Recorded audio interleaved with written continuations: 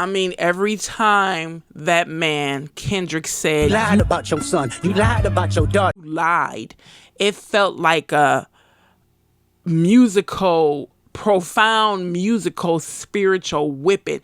Even Drake's fans and stans felt Words it. of advice: pick your battles wisely, because you might find yourself battling against someone who has true, pure, unadulterated hatred towards you. Although hatred is powerful, it's not more powerful than love. Real talk. I'll be back.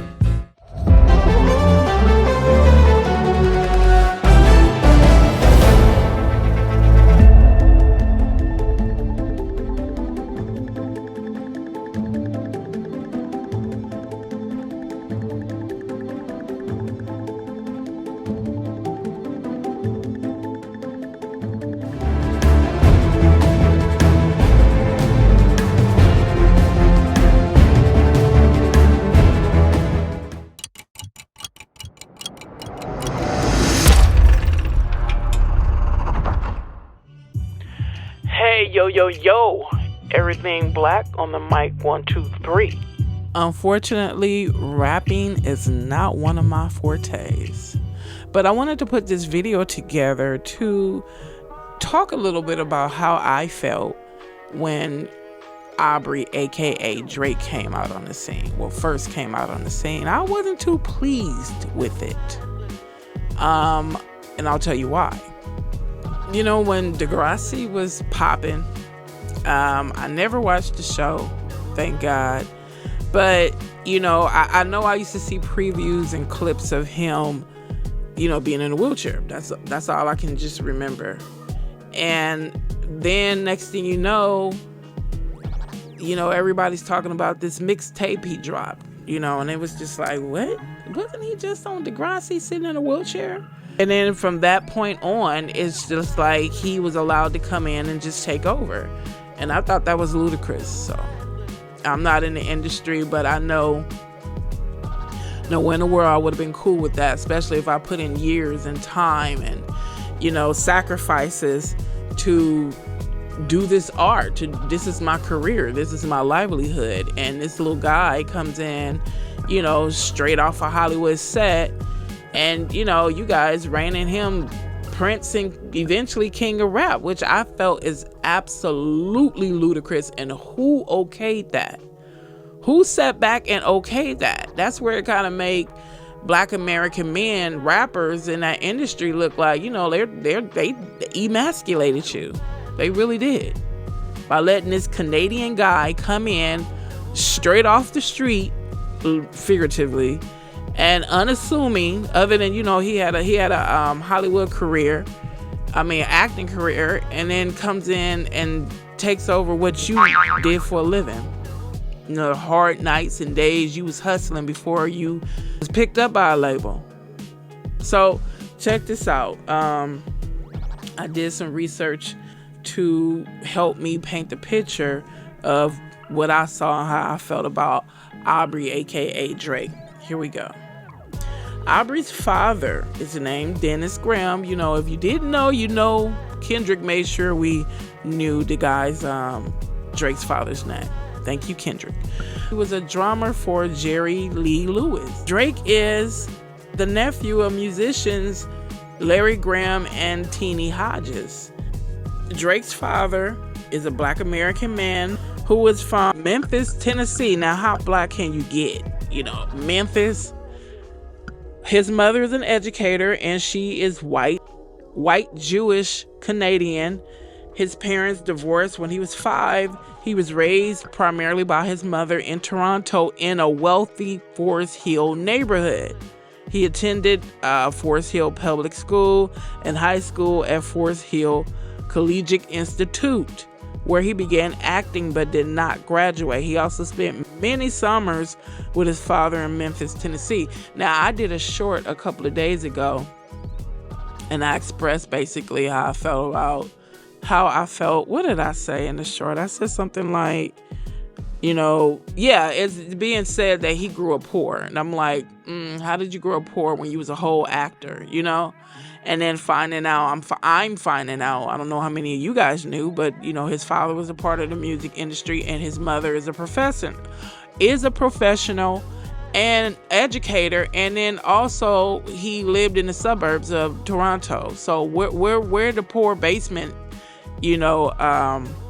image come from? See, it's like they always want reason why they always want these people to paint this image like they were poverty stricken is because, again, rap is an art, and it's our culture, and it's a way that we use to express our hurts, our pains, our excitements, our love, our joy. It's another form of communication.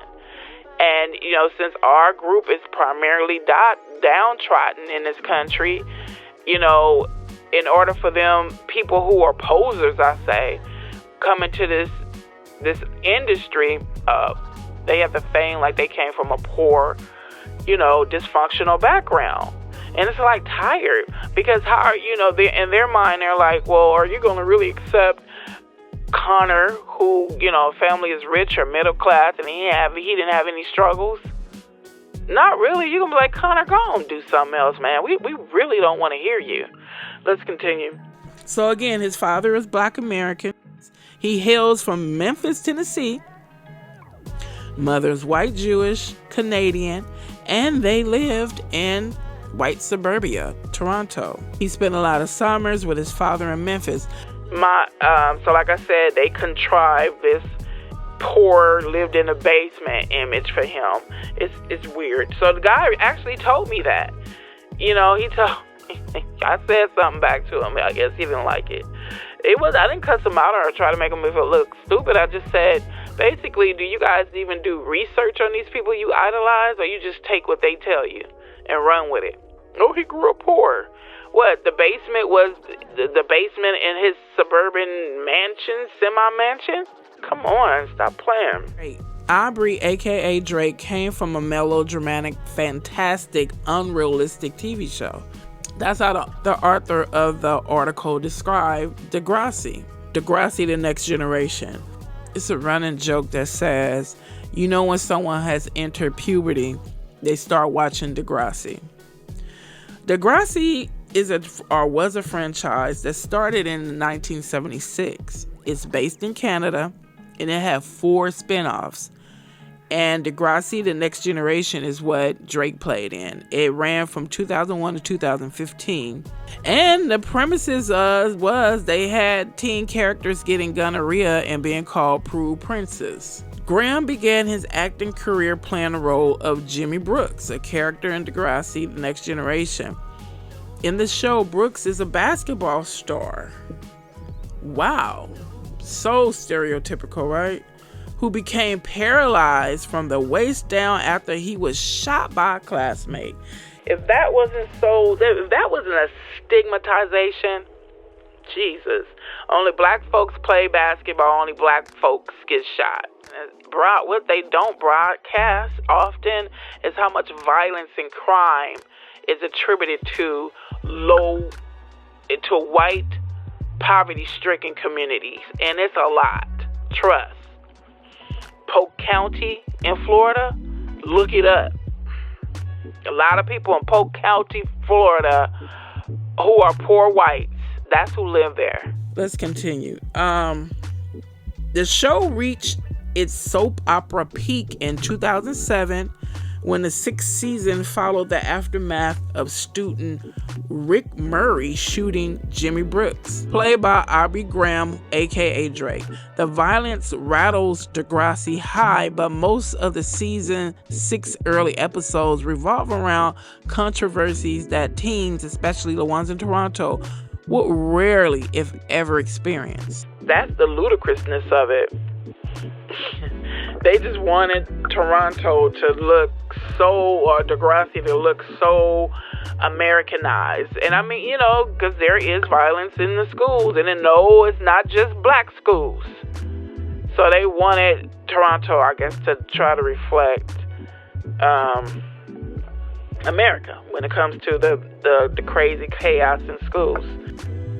Let's continue. Season 6 reached its stride in episode 4 when the camera returns to Jimmy, who survived the bullet but is now paralyzed in a wheelchair. Thanks to being paralyzed, Jimmy struggled to sprout an erection. Yes, this is what the article said. So I'm just conveying the message to you. Conveying what I found to you. Jimmy was enraged. This is a scene. They're painting a scene that happened. Jimmy was enraged. He throws his basketball and yells at a male friend named Spinner. Then he goes to a physical therapy session. Jimmy is surprised to get a spontaneous boner. But later, when he and his TV show girlfriend Ashley tried to have sex, he couldn't get an erection again. So Ashley argues and tries to pacify him by telling him, we can live without this, you know. I really cannot stand how these TV shows just saturate your psyche with images of these young kids just having all kind of sex. And it's like, you ain't even lived your life yet. You know, is that just the goal of your life? Just to, you know, every time you look around. Anyway, let's go on. It's like, live life. Go out and go do something. Then you have sex, you get these diseases that you don't want to tell nobody about because you're ashamed or scared or don't even know you have it, or you end up having a child. Girl gets pregnant, her whole life changes. The guy gets the girl pregnant, but he want to act like he didn't have nothing to do with it. He want to be pissed off with her or at her. Let's go on. So anyway, back to Ashley argues, oh, we can live without this, you know. But Jimmy breaks down and snaps, we cannot live without this, you know. So he makes a doctor's appointment where he describes his problem like waiting for the bus. His penis becomes erect, but it never happens at the right time, is what he explained to the doctor. So the doctor prescribes this high school student Viagra. I'm like, what, did the parents know? But it fails. It doesn't help Jimmy and his elusive erection. They never end up consummating their relationship. Ashley tries to comfort him, but, you know, Jimmy is down because he can't get an erection to have sex with his TV screen girlfriend. Then he says, do you know what it's like to know your epitaph is going to read Jimmy Brooks' crippled virgin? Damn, you know how priceless it is to be a virgin. This world tries to make it look so prudish, so like to be a virgin. They try to degrade being a virgin. Trust me, if you're a virgin, hold on to that and protect it and appreciate it. You're not defiled. Think about it. Think about all these people out here having sex up the yin-yang. Just giving their body away like it's garbage. And you have preserved yours. So that person that is for you, they're going to have a true gift in you by preserving yourself. And I'm talking about males and females. Preserve yourself. Don't let these people pressure you into doing things. Don't do it. Because most of the people that try to pressure you into doing things, trust me, they're not enjoying what they're doing. And some of them are lying too. Some of them are virgins and just pretending like they're not. So don't let pressure cause you to make a mistake. You end up being pressured, breaking down the pressure and giving your body to someone who has a disease or is a psycho. And then you end up regretting it for your whole life or most of your life. So let's continue. As Degrassi, The Next Generation progressed into later seasons, writers increasingly tackle unrealistic and borderline absurd plot lines like gang violence in Toronto. Although gang exists in Toronto, at the time only 84 people died in homicide cases in Toronto in 2007. Los Angeles, on the other hand, saw 933 people murdered in the same year. Before Aubrey left Degrassi, he had his attorney to send a letter to the show threatening to quit unless his character Jimmy Brooks was healed. He was called into the office to discuss the letter, which Aubrey acted like he didn't know anything about the letter. They asked I assume it was the producer. They didn't specify who Aubrey talked to when he was summoned into the office, but I'm assuming if it wasn't the executive producers or producer, it was somebody behind the scenes, of course. So they asked him how he felt about being in a wheelchair. Aubrey's response was, All of my friends in the rap game say I'm soft because I'm in a wheelchair. wow. Whoever Aubrey was talking to convinced Aubrey that his character was indeed hard because he got shot. Aubrey instantly backed down from his stance and continued playing his character. I guess that's how they do things in Canada. Lauren Collins, the actress who played Jimmy's girlfriend Paige, speculated that Aubrey was struggling with perceived racial undertones of the storyline. It wasn't perceived. It was stereotypical and sorry. It was a sorry storyline. It's like you guys couldn't come up with a better storyline. Why black people always have to be trapped in one or two images? Either they're overtly sexual or hardcore. It don't make no damn sense. Or both. She said, I don't want to speak for anyone, but I think Aubrey probably struggled with the idea that he was one of two black characters on the show, and he was the one who was winding up shot and in a wheelchair, which obviously is a part of a much larger conversation. Aubrey's role on the show ended in 2009 when producers found out he was working on his music without their permission and gave him the choice to either continue doing the show or to do the music. And you see the choice that Aubrey made. Now, but before we go into the allegations and conspiracies, let's talk a little bit about his beginnings in the rap game. February 2006, Drake released his first mixtape, Room for Improvement. It was made available via his website and official MySpace page. From the success of his first mixtape, he later began releasing more, capitalizing from the buzz. What bothered me, everything Black American, this is me personally talking, at the time of Drake's emerging into rap/hip hop, and the crown was eventually given over to this newcomer, there were a lot of hot singles and albums on the chart in 2005. And it continued on into 2006 when Aubrey dropped his meekly named mixtape, Room for Improvement. You see how they did that? Or you see how he did that? He pulled at your heartstrings, attempting to come off so demure and humble, naming his mixtape Room for Improvement. It was like he was trying to say, hey guys, I know I'm all new in the game. I'm no veteran in the least. But check out my mix and tell me what you think. Wink, wink. And you guys fell for this seemingly mild-mannered Canadian guy from Degrassi turned rapper who let folks think he had grown up poor and lived in a basement. The guy's father was a musician. Let me remind you, he was in the industry, as I stated earlier. And Aubrey is the nephew of Larry Graham, who played bass for Sly and the Family Stone. Sly and the Family Stone, yo.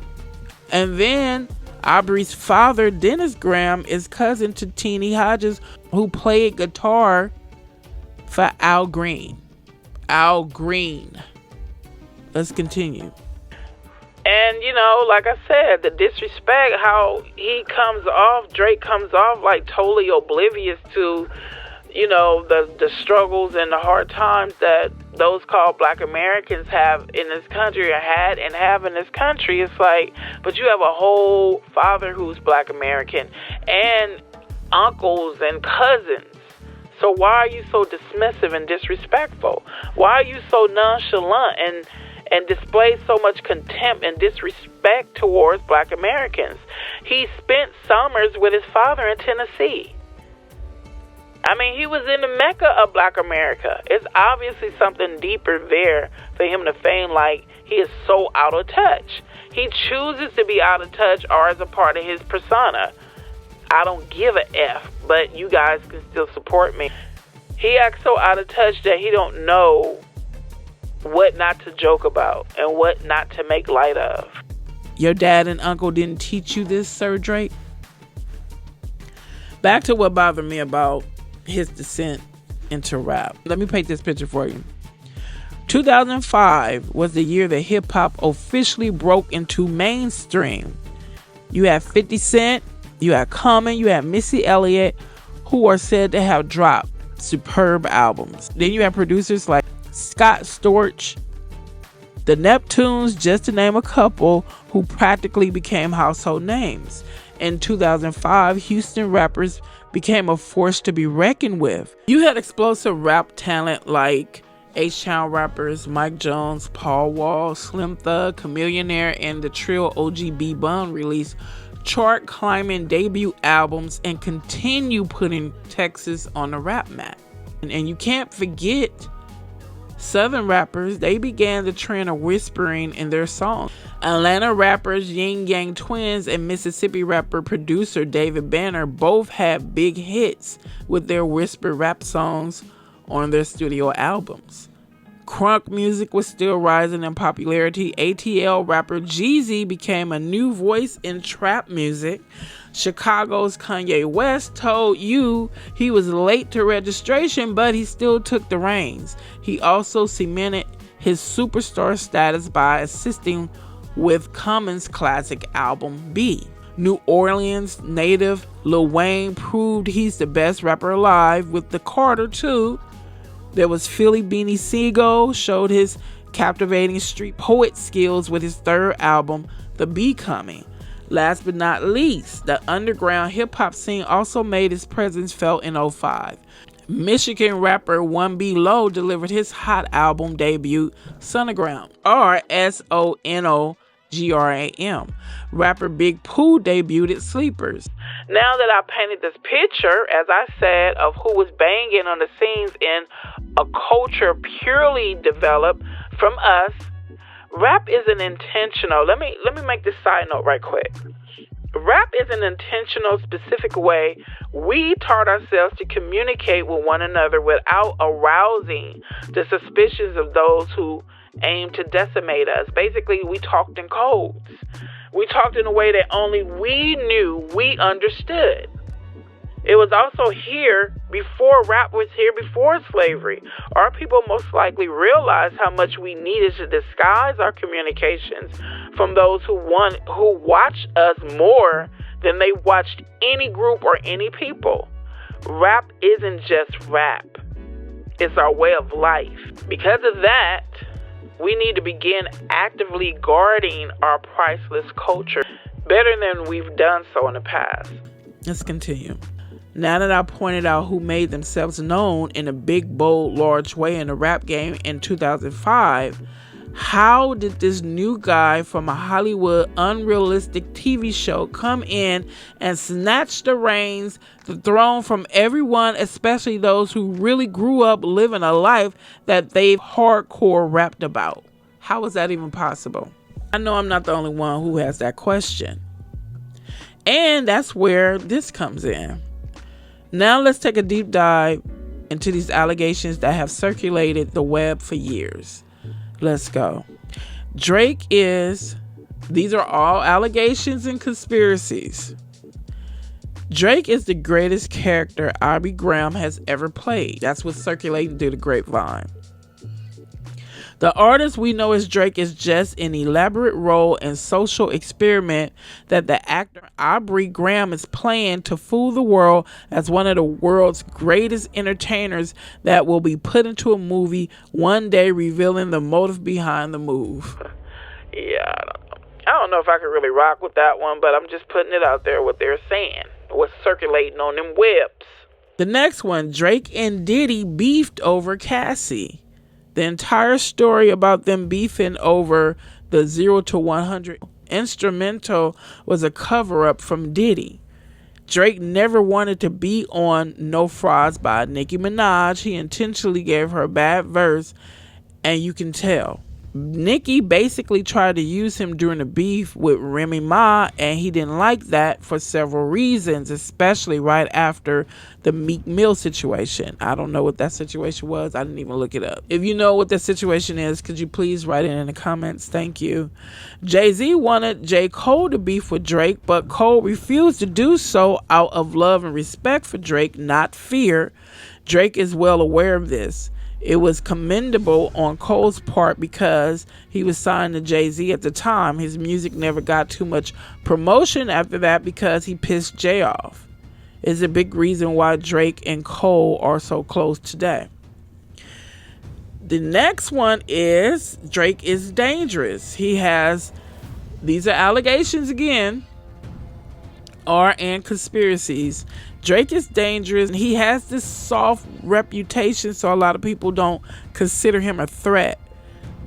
But there's a reason you never heard about Drake's chain being jacked, minus the 2009 robbery, which was super early in his career.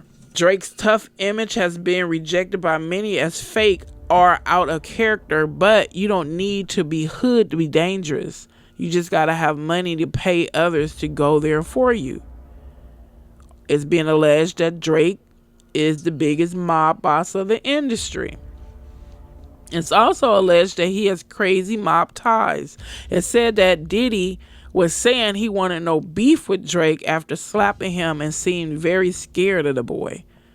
Drake supposedly has goons willing and ready to die and kill for him. They are saying he's connected with Hell Angels and other gangs. I thought Hell Angels were racist, but I guess. Let's continue.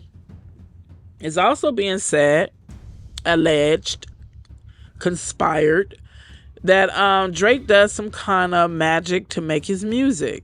I'm thinking he does, because I didn't know so many people was into Drake. I'm talking about the age is irrelevant. How many people are into this guy? It's crazy. It's like that he put some kind of glamour spell on people, like for real. When that spell break, y'all gonna be seeing who y'all was jocking. Champagne poetry. They're saying lyrics. I guess these are lyrics from his raps. Champagne poetry, these are the effortless flows. Supposedly something else is controlling. He says controlling him.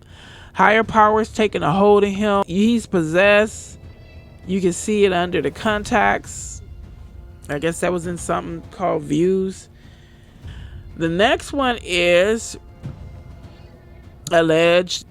The girls that Drake talk about in his raps are half real. He makes a bunch of situations up, but has actually only experienced about half of what he raps about in terms of girls and relationships, because if not, he may be the biggest simp in the world. It said that Drake was goading Kendrick to come at him at the end of Jimmy Cooks. It said that he has an active hit out on Pusha T. He's supposed to know some Somali people or some Somali guys in Toronto who say they'll do it. These are allegations, folks. A lot of people are alleging, and there's a lot of talk from what I've researched. There's a lot of talk. People think that he has something to do with XXXTENTACION being killed. It's alleged that X wanted to leave Drake's label, which was a big deal because he made a lot of money. And it was well known that Drake and X had beef before his death, with X accusing Drizzy of stealing his style. Now, Williams' attorney alleges that Drake spoke on X's murder in the song On BS. Padilla has added AKADEMIKS to the subpoena list they have because they say that AKADEMIKS speaks on the case regularly on his platform. Mr. Allen, who goes by the stage name DJ AKADEMIKS, posted on his podcast. Now I think his podcast was sometime last year, because the article came from last year. Posted on his podcast in December, on December 21st, where he openly discusses the case, acknowledges being served, and states, "I am not showing up to court to talk to y'all negresses." It is clear that nothing short of a court order will ensure Mr. Allen's participation in the deposition. Some say it's suspicious that before X was killed, X supposedly tweeted out, "If anything happened to me, Drake did it." I remember when that was being said when he got killed, that he tweeted that. They said that Drake was antagonizing X before having him allegedly whack. Drake stole his movement. The whole go do something nice God's plan came from X, and I remember looking at a video of him doing that. I was like, wow, I didn't know he was that type of guy. I didn't know he was going around doing kind things for people. And then later on, you saw Drake doing it. Here's some excerpt from an article that I stumbled across talking about the X trial. He was murdered in 2018 in South Florida, and the trial will soon be, they said it would be in courts January 9th, 23. However, the request by one of the co-defendants accused of the killing to subpoena Drake has intensified, with his lawyer filing a formal request to have Drake and DJ AKADEMIKS testify in court, claiming their alleged involvement. Padilla, the attorney for Dedrick Williams, one of the 4 men accused of fatally shooting X, submitted a request to Broward County Circuit Judge Michael Unson to have Drake and DJ AKADEMIKS subpoenaed to court. The submitted document says the testimony of the said Aubrey Drake Graham is material to the case, and it is necessary to take the deposition of the said Aubrey Drake Graham to prevent the failure of justice. Many artists allege that Drake has stolen their styles and various other things. So I researched why a person would do that, other than the obvious, being envious, insecure, what have you. Listen to what I dug up. Drake hit up a DJ that he was like, "Yo, nigga Drake, watch your interview." He said he go call your manager within the next few days. Okay. So I'm amped up. Nigga, I'm with Drake. Yeah. You feel me? Drake a genius. He was supposed to contact one of my managers, so he doesn't do it. That same week, bro. Demon just got up. I get my bro in the drag. No, he just got in my bag. Not even taking a track. I hear da-da-da-da like that. I'm like, what the? To further solidify what X described Drake doing to him, or well, X put Drake on blast. Again, you know, many artists allege that Drake has stolen their style.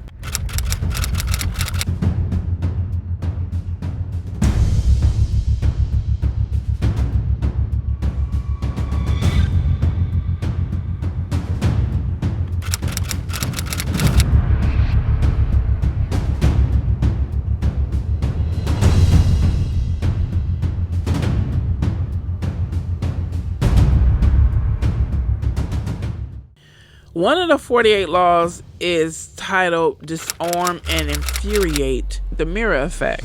The mirror reflects reality. This is what is the laws of the 48 laws said. Number 44 says, the mirror reflects reality, but it is also the perfect tool for deception. When you mirror your enemies, that isn't he accused of stealing their styles and other things? Vernacular and rapping techniques. When you mirror your enemies doing exactly as they do, they cannot figure out your strategy. The mirror effect mocks and humiliates them, making them overact. By holding up a mirror to their psyches, you seduce them with the illusion that you share their values. By holding up a mirror to their actions, you teach them a lesson. Few can resist the power of the mirror. Mirror effects can disturb or entrance others, giving you power to manipulate or seduce them. You neutralize your enemies. That's basically, you shadow them. You shadow your opponent's every move. It's giving them a taste of their own medicine. You creating a perfect copy of an object, a place, a person that people take for the real thing because it has the physical appearance of the real thing. One way to create a mirror for someone is to teach them a lesson through an analogy, avoiding the reactionary increase or resistance you'd encounter if brought up directly. Avoid mirrored situations you don't understand, as those involved will quickly see through it, and the mirrored situation will not live up to the original. So basically, that's a part of the 48 laws of power. It's a war strategy, basically a psychological war strategy. You start mirroring someone that you envy or hate, and you cause them to slip because they're tripping off. You psychologically, it's a psychological warfare, and it's evil. It's being said out there on them grapevine webs that Drake allegedly uses the concept of the 48 laws of power to dominate hip-hop. It's basically a philosophy that people use to stay in power and involves playing up well to certain people and the public. It's where all the mob ties and beef steps in. And don't he play up to the public very well? One of the key things about the philosophy is to avoid core strengths, which Drake has done clearly over the past few years, to the point I think he tries to purposefully make music that isn't his best and will just hit on the charts, so that charts that he himself doesn't see as good are any use for his talents. It's part of his persona that keeps up in the public eye, where he doesn't act like his true self. This is what people are speculating out there on the web. Here are a few more allegations and conspiracies. His career from 2014 on has been carefully crafted by entire camps and shops of both up and coming up tier rappers, producers, engineers, etc. that almost entirely design all of his songs down to the T. All he does is learn the reference tracks, melodies, rhythms, and flow, adjust their lyrics, and run it back through the green lighting. People believe Drake's symbolism of the owl has to do with his worship of the deity named Malik. Brandon T. Jackson is a former actor, and he allegedly talks about Drake needing to stop worshiping the owl and stuff. Another allegation is Drake is one of the most dangerous rappers because of his connections in Canada, USA, UK, Jamaica, and some Arabic countries. And this person says when they say connections, they are not just meaning gangs. They say that it's being alleged that Drake has connections with some high-level government men. People have been alleging that, a lot of people in hip-hop, rappers and such, are, just, what do you call them? Plants, spies, or what have you.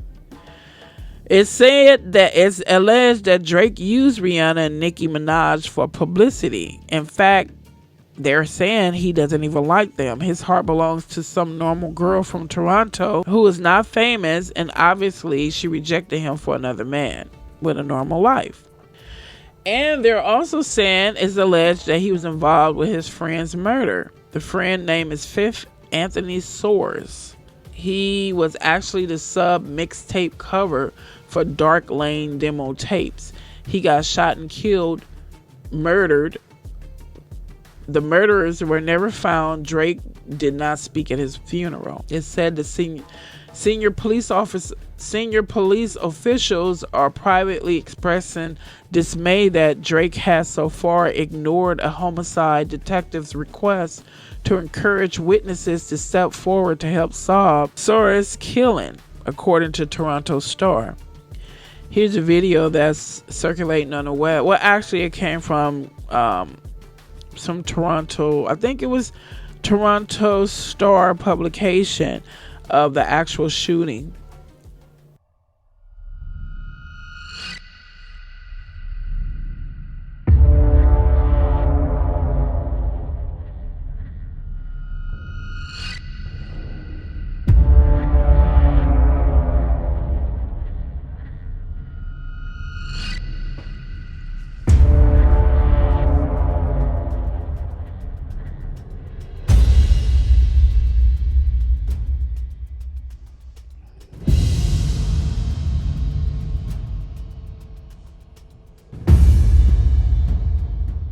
It's being alleged that Drake only made it into the industry because of his acting background, plus his dad, his uncle, and his dad's cousin. The entertainment industry is ran on nepotism.